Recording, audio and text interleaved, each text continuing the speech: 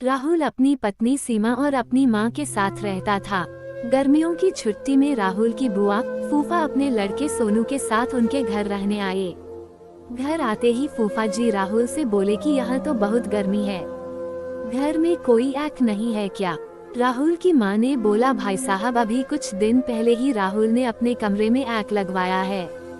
ये सुनते ही फूफा जी अपने बेटे से बोले कि सारा सामान राहुल के कमरे में ले गए। राहुल और उसकी पत्नी सीमा चुप रहे क्योंकि उनने सोचा कि कुछ दिनों की तो बात है। इस तरह बुआ फूफा जी को राहुल के घर रहते 1 महीना हो गया। राहुल ने अपनी मां से पूछा कि बुआ जी कब जाने वाली है, हम कब तक ऐसे ही हॉल में सोकर अपना गुजारा करेंगे? राहुल की मां बोली, बेटा रिश्तेदारी का मामला है, हम कुछ कह भी तो नहीं सकते। राहुल की पत्नी सीमा बोली, वह सब तो ठीक है लेकिन उनका छोटा लड़का सोनू सारा दिन घर में उधम करता रहता है। कल तो उसने हमारा नया सोफा बुरी तरह फाड़ डाला।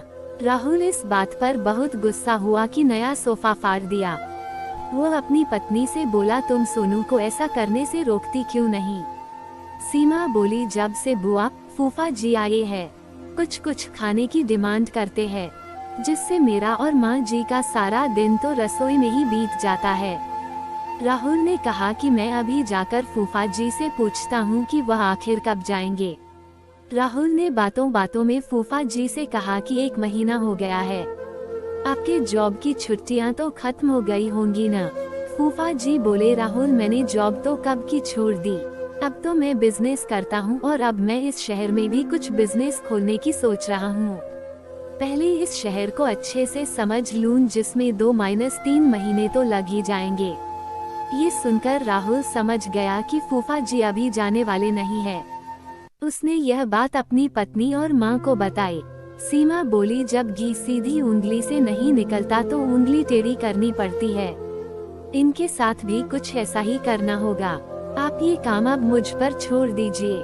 उसी रात बुआ और फूफा जी छत पर थे, तभी उनका लड़का सोनू चिल्लाता हुआ उनके पास गया और बोला कि मैंने अभी एक चुड़ैल को देखा है। तभी एक चुड़ैल वहां आ गई और बुआ और फूफा जी को बोली कि तुम में से कौन पहले मेरा भोजन बनना चाहेगा। चुड़ैल को देखकर वह बहुत डर गए और उस घर से भाग गए। उनके जाने के बाद सीमा ने अपना चुड़ैल का मुखौटा उतारा। बुआ के परिवार के जाने के बाद सबने चैन की सांस ली।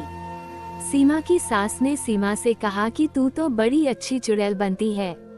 ये कहकर सब हंसने लगे। मोरल ऑफ द स्टोरी, सीख। इस कहानी से हमें ये सीख मिलती है कि हमें किसी भी रिश्ते का गलत फायदा नहीं उठाना चाहिए। जिस तरह बुआ के परिवार ने अपनी रिश्तेदारी का गलत फायदा उठाया और दूसरों को परेशान किया।